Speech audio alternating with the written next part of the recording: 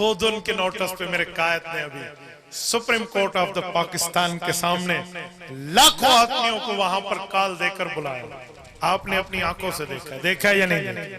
بتائیں وہاں پر پھولوں کی بھی حفاظت کی جا رہی تھی. پھولوں کیوں؟ میرا ملک ہے، اس ملک کو بنایا علماء نے ہے. قائد اعظم محمد علی جناح کے ساتھ علامہ شبیر احمد عثمانی تھے، مولانا ظفر احمد عثمانی تھے، حضرت مولانا محمد علی جوہر تھے، چودھری رحمت علی تھے، مولانا مشرف علی تھانوی تھے، مولانا شبیر علی تھے. ان علماء نے قائد اعظم کے قدم سے قدم ملا کر ساتھ دیا تھا. جھانسی کے الیکشن میں حکیم الامت مولانا اشرف علی تھانوی نے قائد اعظم کے پاکستان کے حق کے لیے دعائیں کی تھی. اپنی ٹوپی اتار کے قائد اعظم کو دی تھی. دنیا اسے جناح کیپ کہتی ہے، اصل میں وہ تھانوی کیپ ہے.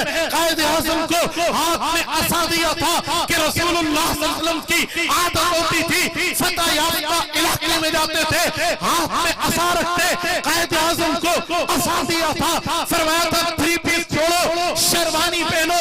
اس نے شیروانی پہنی، پاکستان کا قومی لباس شیروانی قرار دیا. آج بھی پاکستان کا نیشنل لباس شیروانی ہے.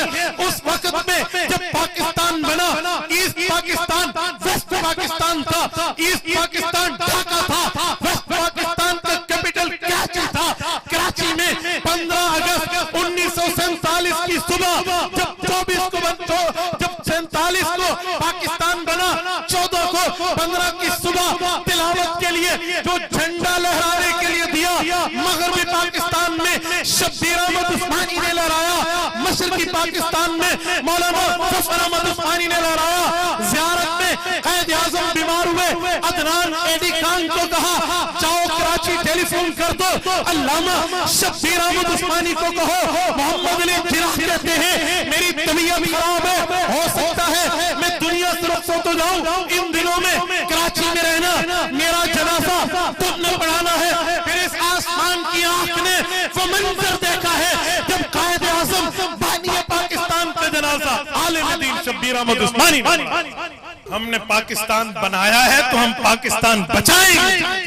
اس ملک کا پتا پتا میرا، اس ملک کا چپا چپا ہمارا، اس ملک کا پھول پھول ہمارا، اس ملک کا درخت، اس ملک کے درخت تک ہمارے. ہم نے اس لیے حفاظت کر کے دکھایا ہے. آپ کہتے ہیں مولوی دہشت گرد ہے، اس طرح حفاظت کی ہے.